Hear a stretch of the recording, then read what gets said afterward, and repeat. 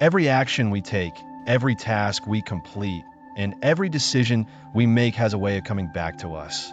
This is a fundamental truth found in Buddhist teachings and echoed in many life lessons throughout history.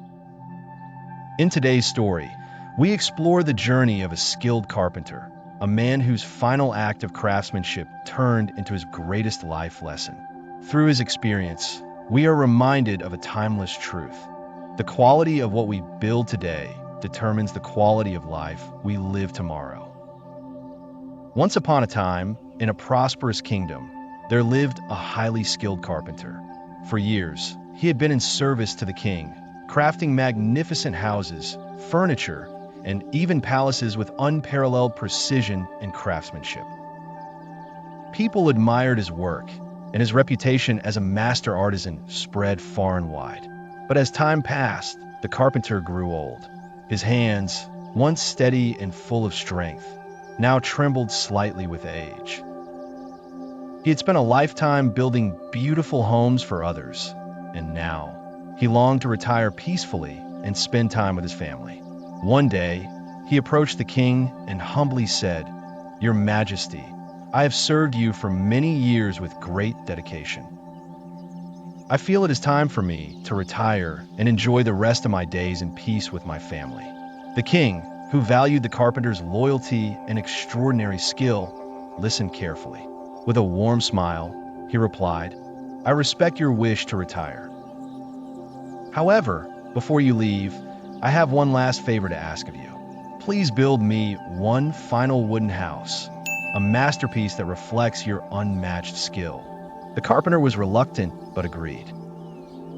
Deep down, however, he was tired and unmotivated. He had already mentally retired and simply wanted to complete the task as quickly as possible. Unlike his previous works, where he would pour his heart into every detail, this time the carpenter chose to cut corners. Instead of using the finest wood and high-quality materials, he opted for cheaper alternatives. He rushed through the construction process, skipping small but important details that he would normally perfect. From the outside, the house looked as grand and beautiful as any other he had built, but inside, it was not up to his usual standards. He knew this, but he did not care. After a few months, the house was finally completed. With a sense of relief, the carpenter handed over the keys to the king, eager to finally leave his work behind. The king looked at the house, smiled warmly, and then, to the carpenter's shock, handed the keys back to him. "This house," the king said, "is my gift to you for your years of service. It is my way of thanking you for all your hard work and dedication. May you and your family live here happily." The carpenter stood frozen, overwhelmed by a wave of deep regret. If he had only known that he was building this house for himself, he would have put in his best effort. He would have used the finest materials, taken his time, and made sure every inch of it was perfect. But now it was too late. He had to live in the very house he had built with careless effort. This story offers a profound lesson that applies to all aspects of our lives. Just as the carpenter had to live in the house he built, we too must live with the results of our actions. The way we approach our work, relationships, and responsibilities ultimately shapes the quality of our own lives. The carpenter took shortcuts, thinking it wouldn't matter. But in the end, he was the one who suffered. When we do things half-heartedly, we miss out on opportunities for growth and excellence. Every time we choose to give less than our best, we reinforce a habit of mediocrity. Over time, this can become a way of life, preventing us from achieving true success and fulfillment. On the other hand, when we put in our best effort, no matter how small the task, we cultivate discipline and self-respect. This habit of excellence eventually leads to great achievements, sometimes when we least expect it.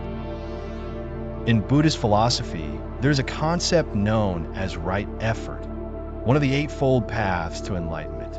It teaches that every action we take, no matter how small, contributes to our karma and future well-being.